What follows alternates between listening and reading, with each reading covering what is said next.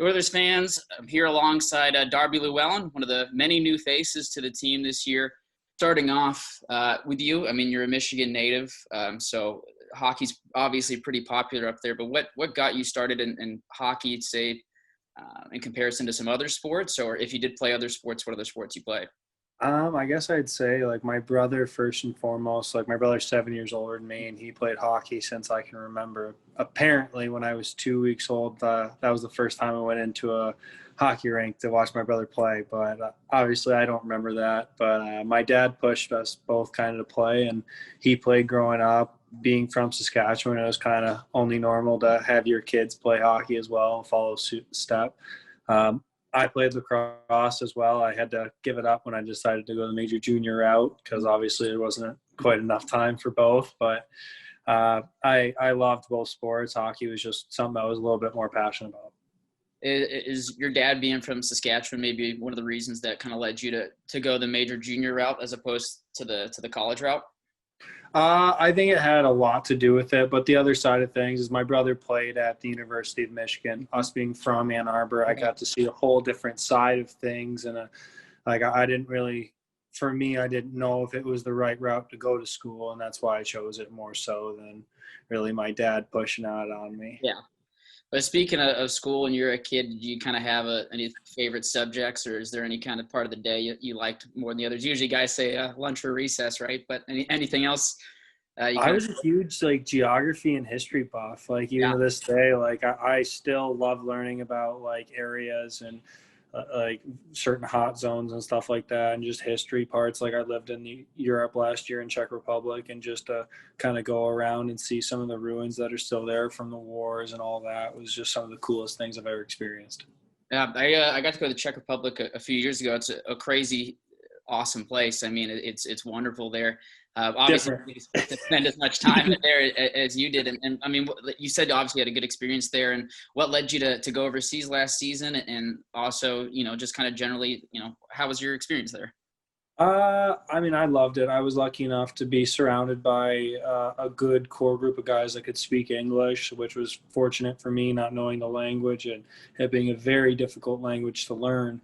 I was also fortunate that we had a couple of different imports come into the team, but I was really lucky to have a Swedish guy as the other mainstay import, which English was his second language. So we were both trying to learn Czech, and even it being his third language, he was still a little bit better than I was. But no, like the guys, the city, like everything about it was so cool. And it was something I've always wanted to do. I've always dreamt of playing over in Europe, and to be able to really take that opportunity and live in a country, experience new things. It's something not a lot of people in this world can say. So, I mean, to be able to do it at roughly a younger age than most people would even dream about doing it. For sure.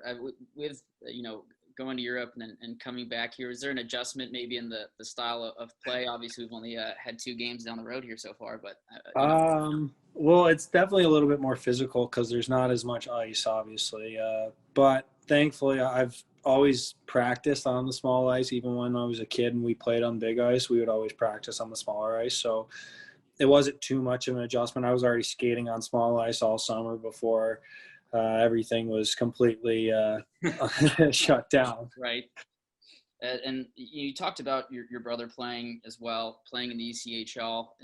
Is it something having an older brother that's kind of been through it before? Obviously, you guys went different routes with him going to the college route, but kind of just being able to maybe lean on him and his experience as you've gone through the game. Oh, for sure. It's one of the things that I definitely miss the most being over in Europe because, I mean, it's a lot harder to communicate when you're 6 hours apart, right? But that's one thing that when I've been playing over here in North America, especially this year, I've been a lot more active in talking to him and just kind of seeing how he sees things and how he went through it. Because you can always take a step back and get a different perspective and see how things look from the outside too. And that helps me a lot in terms of, especially when I get a little heated on the ice or anything like that, I can ask him like, hey, what was something that you used to do? It used to help you.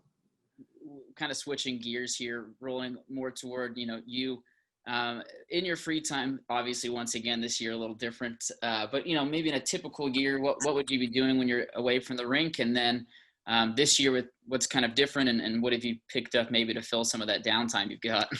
Well, I don't know how bad this is, but I guess my whole schedule didn't change too much in terms of of COVID because I do the same pretty much 5 things. I eat at home, I go out to get food, I'll go to the grocery store, I'll go golf, or I'll play video games. So it's pretty cut and dry, black and white for me.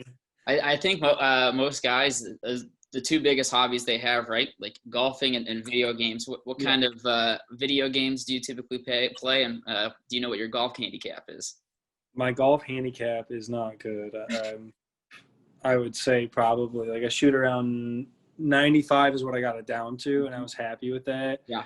On courses that were like 80 for par, so I wasn't too good at. Yeah, that's not too bad. It's not too bad though. No, Like, I can drive. I can't drive the ball with any of my woods, but all my iron work and my wedges is very good. So that's a huge part of the game for me.